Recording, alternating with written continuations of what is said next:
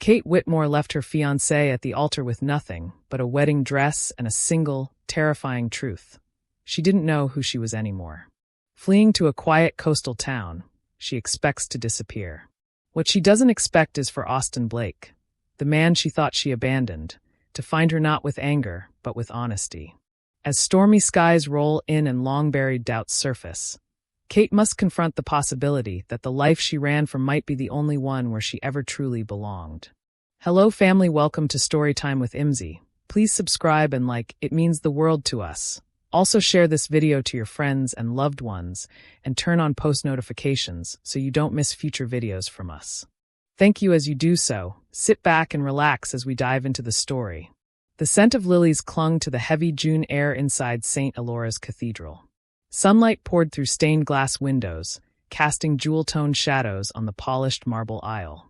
Kate Whitmore stood just beyond the threshold, hidden behind the great oak doors. Her heart pounded like war drums beneath layers of silk and lace. Somewhere beyond the doors, a quartet played Vivaldi, each note climbing her spine like a warning. Her fingers trembled around the bouquet. The ivory roses looked more like props now, detached from meaning. Her veil clung to the nape of her neck, the cathedral's heat already suffocating. She tried to breathe. She couldn't. To her left, her father beamed with pride, oblivious. "Ready, sweetheart," he whispered. Kate looked down the long aisle, not with her eyes, but in her mind. She saw Austin waiting at the altar, calm, composed, devastatingly handsome in his tailored tuxedo. A man who always had the right answer, always the perfect words. She could picture his patient smile, the way he'd reach for her hand like he always did, the kind of hand-holding that made the crowd sigh. Everything was perfect, and somehow none of it felt real. Her heels shifted on the marble floor. Her breath quickened. 1,000 what-ifs surged in her chest, loud and chaotic. This wasn't fear of marriage. It was fear of erasure, of becoming someone else's idea of a perfect bride, of folding into a life scripted by someone else's expectations. "No," she whispered. "What was that?" her father asked. She turned to him, eyes wide and wet. I can't." She didn't wait for his reply. She didn't wait for the music to stop or for anyone to understand. She turned on her heel and bolted down the side corridor, the sound of her shoes echoing against the cathedral walls. Gasps trailed behind her, whispers like falling dominoes. Outside, the city pulsed like a different world, raw, unscripted, free. The sky overhead was cloudless, mocking in its brightness. Kate darted across the cobblestone street, past stunned onlookers and photographers who barely raised their cameras in time. A taxi idled at the curb. Without asking, she flung the door open and slid in. "Drive," she said, voice shaking. "Anywhere but here." The driver blinked, glanced at her wedding dress, and nodded without a word. As the car peeled away from the curb, Kate looked back once, just once, at the cathedral shrinking in the rearview mirror. Inside it, Austin stood at the altar waiting, not knowing she was already gone. And for the first time in months, she exhaled. Not from peace, but from the terrifying thrill of escape. 3 days later, Kate found herself in a town that didn't know her name. It was the kind of place people drove through on their way to somewhere else. The faded sign on the edge of town read, "Seabridge, St. 1889, as if time had paused just long enough to let the sea claim it slowly. Weathered shingled rooftops, crooked fences, and gulls wheeling above gave the place a permanent sense of hush. It was perfect. She rented a cottage perched on a bluff, small, chipped blue paint, and windows that looked out to nothing but sea. There was a leak in the kitchen faucet, sand in the floorboards, and a temperamental heater that groaned in protest every night. It felt more like home than anything she'd lived in since her parents' place in Vermont. Her wedding dress, still stuffed in the bottom of her suitcase, sat beneath borrowed jeans and a thrift store raincoat. She hadn't thrown it out, not out of sentiment, but because she couldn't bring herself to open the bag again. It felt radioactive, like it might start glowing if exposed to light. Mornings, she worked at a cafe near the marina, Hattie's Dockside Cafe, pouring coffee and forgetting to charge people for pie. The owner, Hattie, was in her 60s, sharp-tongued, and didn't ask questions. "Run away?" she'd asked once, not unkindly, gesturing at the shadow under Kate's eyes. Kate had only nodded. Afternoons, she walked. Miles of sand, seaweed, and salt-bitten wind. No phone calls. No headlines. No photographers chasing the scandal of a high society wedding that collapsed mid-processional. She could imagine the stories. Heiress on the run, cold feet or cold heart. But Seabridge didn't care. At night, she sat on the cottage steps with a blanket around her shoulders, watching the water turn from blue to black, listening to the sea's quiet rage. There, in that solitude, she tried to piece together what had really happened. Not the escape, but the part that came before it. Austin had been everything she thought she wanted. Brilliant, stable, impossibly kind. Their engagement had unfolded like a dream. Rooftop dinners, champagne toasts, a Pinterest-perfect proposal in Rome. So why had she run? Kate didn't have the answer, only the echo of a feeling. That somewhere between dress fittings and seating charts, she had started to disappear. And now, in this quiet corner of the world, she wasn't trying to be anyone's idea of anything. She was just Kate. Untethered, uncertain. And for now, that had to be enough. The cafe bell jingled. Kate didn't look up right away. Her hands were full of coffee cups, and her brain was still waking up. The wind had been relentless that morning, scattering sand across the boardwalk and tossing gulls like paper kites. Locals had already filed in for their usuals: clam chowder in mugs, black coffee, a cinnamon bun split 3 ways. Just another ordinary Thursday in Seabridge. Until she heard his voice. Medium roast. Black. And one of those, he said, pointing to the last almond croissant. Her hands froze mid-pour. She knew that voice. Even flattened of warmth, even 2 states away from the life she'd run from, she'd know it anywhere. She looked up slowly, heart thudding. Austin. He stood there like some absurd apparition in a wool coat and sea-damp curls, taller than she remembered, but unmistakable. His blue eyes, more storm than sky today, met hers, and the cafe buzz faded until all she could hear was the ringing in her ears. For a long second, neither of them spoke. Then, gently, "Hey, Kate." She blinked. What are you doing here?" "Looking for coffee," he said with a half-smile. "And maybe some clarity." She stared at him, hands trembling slightly as she slid the croissant onto a plate. "How did you find me?" "A mutual friend. Hattie, I think her name is." He looked over his shoulder, and the cafe owner gave a casual wave from behind the counter, as if she hadn't just orchestrated an ambush. Kate's jaw tightened. "Of course. I'm not here to make things worse," he said, his voice low. "I just wanted a conversation." She swallowed. "About what?" He paused. "About whether you left because you don't love me, or because you don't know if you do." The words settled between them, thick and weighty. Kate stared down at the countertop, tracing a crack in the laminate with her finger. She hadn't expected to see him again. Not here, not like this. She'd written their ending in dramatic script. Curtain closed, chapter finished, gone girl forever. But now he was standing in the middle of her detour, uninvited and heartbreakingly calm. "I thought you'd be angry," she murmured. "I was," he said. "Still am, maybe. But mostly I didn't understand. And I can't move on unless I do."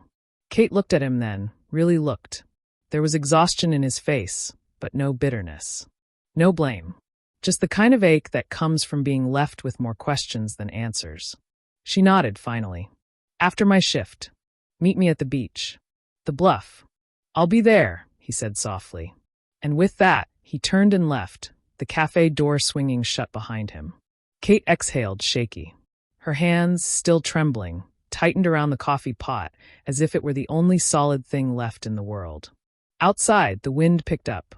The ocean always brought in the past, one tide at a time. The wind was softer by the time Kate climbed the bluff. The sky blushed pink with the last light of day, and the sea shimmered beneath it, calm for once. She wrapped her cardigan tighter around her shoulders as she spotted him, seated on the flat rock near the edge. The one she always thought looked like it had been waiting for someone. Austin didn't turn when she approached. He sat still, watching the horizon, hands folded loosely in his lap. "I didn't think you'd actually come," he said. Kate stepped beside him and lowered herself onto the rock, leaving a careful space between them. "I didn't think you'd actually show up at a seaside cafe in the middle of nowhere." "Touché." For a few moments, silence stretched between them, but it wasn't the brittle kind. It was something softer, more tired than tense. She studied his profile. He looked different here. His usual polished, boardroom exterior was gone. His hair was wind mussed. His coat was thrift store wrinkled. There was a smudge of sea salt on his cheek. This version of Austin didn't look like the man who gave TED-style toasts or negotiated business deals in three-piece suits. This version looked real. And tired. And human. "You were always so composed," she said finally. He glanced at her. "You say that like it's a bad thing." "Not bad. Just hard to touch." He nodded slowly. "I thought it made you feel safe." She looked down at her hands. "It made me feel like I didn't know what parts of you were real." Austin leaned back, propping his hands behind him on the rock. "You know, I hated that wedding." Kate's head jerked toward him. "The whole thing," he said. "The silver-plated invitations, the ballroom venue, the ice sculpture shaped like a swan. I hated it. It didn't feel like us. I just didn't know how to say that out loud." She let out a breath, half relief, half regret. "I thought you loved it. You acted like it was exactly what you wanted. I acted like a lot of things." A pause. Then, "Why didn't you tell me?" "Because I thought if I questioned it, you'd think I was questioning us. And maybe I was. But I didn't want to admit it. Not even to myself." Kate nodded slowly, the ache in her chest familiar now. She had been so sure she was alone in her doubts. But here he was, sitting next to her on a salt-kissed rock, peeling back the layers they'd both hidden behind. "I was scared," she said quietly. "Of marrying me?" She shook her head. "Of disappearing into a life that didn't feel like mine." Austin didn't respond right away. Instead, he looked out at the sea, as if it might give him words. When he finally spoke, his voice was low. "What if we stopped trying to live up to everyone else's version of who we're supposed to be? What if we just started over? You and me. No planners. No perfect. Just real." Kate swallowed. "That sounds a lot scarier than a wedding." "Yeah," he said, glancing at her with a faint smile. "But maybe it's worth it." The sun slipped lower, gold melting into the water. For the first time in months, Kate didn't feel the urge to run. Not yet. Not tonight. The storm came suddenly, the way coastal storms always did. It rolled in as Kate and Austin were walking back from the harbor, a paper bag of takeout swinging between them. One moment, the sky was a hazy violet. The next, it fractured with thunder. Rain broke overhead like someone had slit open the clouds.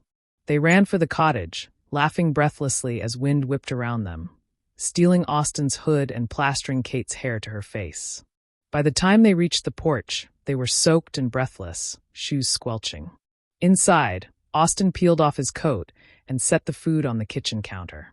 Kate was still laughing, cheeks flushed, eyes wild with the kind of thrill that only comes from being caught in something completely out of your control.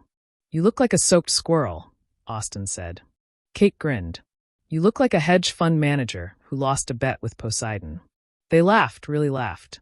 It felt easy. Like no wedding had ever happened. Like no one had ever run. She handed him a towel and turned to grab plates from the cupboard. "I talked to your mother last week," Austin said casually. Kate froze. She wanted to know if you'd gone to Europe. She said she hoped you were finding yourself on a vineyard or something. He chuckled, but there was no humor in it. Kate turned slowly, towel clenched in her hands. "Why are you bringing her up?" "I don't know," he said, running a hand through his damp hair. "Maybe because I think she was more worried about the wedding than the marriage. Like she cared more about the performance than whether you were happy." Kate looked away. The towel suddenly felt heavy. "That's not exactly news." Austin took a slow breath. "There's something I didn't tell you. About the wedding day." She looked at him, the warmth between them starting to cool. "I had doubts too." The words hung in the air like a sudden drop in temperature. Kate didn't speak. Didn't move. "I thought about calling it off," he said quietly. "Not because I didn't want to marry you, I did. I do. But because I felt like we were being swallowed whole by the show. The expectations. The machine of it all. And I was afraid that if I said anything, it would just make things worse." Kate's chest tightened. "You were going to go through with it anyway?" she asked. He met her gaze. "Yes. Because I thought we could find each other again once it was over." Her voice was sharp now. "So you were going to let me walk down that aisle, let me marry you, while you were doubting everything." I was trying to hold it together. "For who, Austin? For your parents? For the guests?" for the goddamn swan sculpture. Lightning cracked outside, followed by a thunderclap that rattled the window panes. Rain lashed against the glass in sheets. Kate stepped back, voice shaking now. Do you know what it felt like to run? To leave everything, to leave you, and not even understand why? And now you tell me you felt it too, and just said nothing. Austin's jaw tightened. I thought I was protecting you. No, she said, voice rising. You were protecting yourself. You were scared. Just like me. But I owned it. I ran. I took the blame. The wind howled outside, drowning the silence inside. I didn't come here to fight, he said, softer now. I came because I thought we had a second chance. But maybe I was wrong. Kate stood in the center of the room, breathing hard, tears threatening but held at bay. You weren't wrong, she said quietly. But maybe we're not ready. He looked at her for a long time, then nodded. Just once. I'll go. She didn't stop him. The door closed behind him with a soft click, barely audible over the storm. And Kate was alone again. This time, not because she ran, but because he walked away. The rain didn't stop for 2 days. It came in sheets and whispers, misting over the windows and drumming against the rooftop of the cottage with a steady, rhythmic insistence. Like the universe tapping a finger and asking, "Are you ready to face it now?" Kate barely left the house. She wore the same worn sweater 3 days in a row, drank tea instead of coffee, and ignored her phone, which had finally found enough signal to fill her screen with missed calls and unread headlines. Austin Blake speaks out about canceled wedding. Where is Kate Whitmore? Inside the mystery of a modern runaway bride.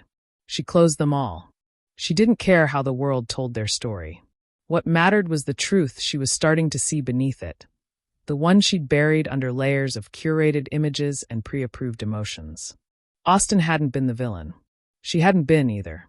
They had both been passengers on a runaway train, waving from the windows as the wedding machine pulled them along. Neither of them had jumped soon enough. She just jumped first. Kate stood in front of the mirror in the small bathroom, water still dripping from her hair. The reflection looked back at her, pale, tired, unmade. And for the first time in a long time, she didn't try to adjust what she saw. "Who are you?" she whispered to her own face. Not the girl who said yes because she didn't want to disappoint everyone. Not the girl who smiled through fittings and rehearsals and tastings because everyone else expected her to. And not the girl who ran only because she was afraid of what staying might cost. She was what? Between. Becoming. The truth was she had loved Austin. Still did, that unspoken ache told her so. But she had never let herself love him, not really, not the whole version. Only the part that fit into her picture of how a life should look. He had done the same. Neither of them had trusted the mess. The doubt. The imperfect honesty. And maybe that was the whole problem. That night, she lit a candle and opened a notebook she hadn't touched in years. She began to write, not a letter, not even a message, just thoughts. Feelings. Things she'd been too afraid to say out loud, even to herself. I didn't run from you. I ran from the version of me who couldn't say no. I think I'm finally meeting the version who might know when to say yes, and mean it. As the rain eased to a whisper outside, Kate closed the notebook and exhaled deeply. She still didn't know what would happen next. But for the first time, the unknown didn't feel like a threat. It felt like an invitation. The train slid into the city like a breath held too long. Kate stepped onto the platform with nothing but a small canvas bag slung over her shoulder, a book tucked under her arm, and a knot of nerves coiled in her chest. The skyline rose ahead, familiar, sharp, relentless. It was the same city she'd fled weeks ago, but it felt different now. Or maybe she was different. She didn't call anyone. Not her parents. Not the press. She walked through the streets unnoticed, unglamorous, just another woman in jeans and worn boots. Her reflection blinked back at her in the boutique windows she used to pass with a sense of obligation. Hair wind-tossed, eyes steady. She knew where she was going before she even reached the corner of Hollis and Gray. The art gallery was tucked between a florist and an old jazz bar, small and understated, with a chalkboard sign out front that read, "Open. A work in progress is still a work of art." Kate smiled. Inside, the space was warm with soft lighting and the faint smell of linseed oil and coffee. The walls were scattered with paintings, bold brushstrokes, imperfect angles, pieces that didn't match and didn't try to. It was the most honest space she'd ever seen. Austin stood near the back, bent slightly as he adjusted a frame on the wall. He hadn't noticed her yet. He looked different here, not in clothes or stance, but in something quieter. Something in the way his shoulders rested, unburdened. She wondered if he'd felt the same release she had out there in Seabridge, the breath that comes from finally telling the truth. Kate took a step forward, the floor creaking softly. Austin turned. He blinked once, then again, like he wasn't sure she was real. "I read the quote out front," she said, trying to keep her voice from shaking. "It reminded me of something." "What's that?" he asked. "That we both were trying so hard to be finished paintings, when maybe we were just sketches. And that's okay." He didn't speak, not yet. Just watched her with that stillness of his, but this time there was no mask behind it. No script. Just him. Kate stepped closer. "I'm not here with a grand speech. I'm not here to fix everything overnight. I'm here because I want to try again. Not to pick up where we left off, but to start something honest. New. No wedding plans. No roles to play. Just us." Austin let out a slow breath. "And what if we screw it up again?" "We probably will," she said. "But at least this time we'll know what we're screwing up." He laughed, a quiet, genuine sound that melted the space between them. "And if I said I'm still in love with you?" he asked. She smiled. "I'd say, I think I never stopped being in love with you. I just had to find the version of me who could admit it." Austin took her hand. No ring, no audience. Just skin and skin, warm and real. "Then come home," he said. "I already did." Spring melted into summer quietly, without ceremony. Kate stayed. She never said it officially. There was no dramatic declaration, no packed bags or goodbye letters to her old life. She simply didn't leave. Her suitcase remained in the corner of Austin's bedroom for a week, then two, until one day she pulled her clothes out and hung them in his closet. That's how it started. With space. Not just in drawers and schedules, but in conversations, in silences that didn't hurt, in arguments that didn't explode but instead unfolded carefully, like paper cranes. They had both been taught that love should be polished, smiling, photogenic. What they learned now was that love was, instead, something quiet and daily. The coffee brewed the way she liked it. The way Austin always let her steal the last bite of dessert. The way her voice softened when she said his name. One Sunday, they walked along the waterfront where the city met the bay, the same path they'd taken on their second official date all those months ago. The wind carried the scent of salt and roasted almonds from a vendor cart. Kate wore one of Austin's old flannel shirts over a dress, her hair wind-tangled, face bare. They sat on a bench overlooking the water, watching sailboats drift like paper across the surface. He reached for her hand without a word. "Do you miss it?" she asked. "The wedding," he replied. She shook her head. "The version of us from before." Austin thought for a moment. "I think I miss how certain it all looked. But I don't miss who we had to be to make it look that way." Kate turned to him, her fingers tightening around his. "Me neither." He pulled something from his pocket. Not a ring, not a proposal. Just a small stone, smooth and round, the kind you might skim across the water. But etched into it were two words in tiny handwriting. "Stay still." "It's what you told me once," he said. "When everything felt like it was falling apart. You said, sometimes the best thing you can do is stay still long enough to listen." Kate smiled. "I said that." "You did," he said, placing the stone in her palm. "And I finally listened." She leaned her head on his shoulder. No wedding dress. No cathedral. No vows. Just the wind, the water, and the stillness between them. And in that stillness, they built something far stronger than a perfect day. They built home.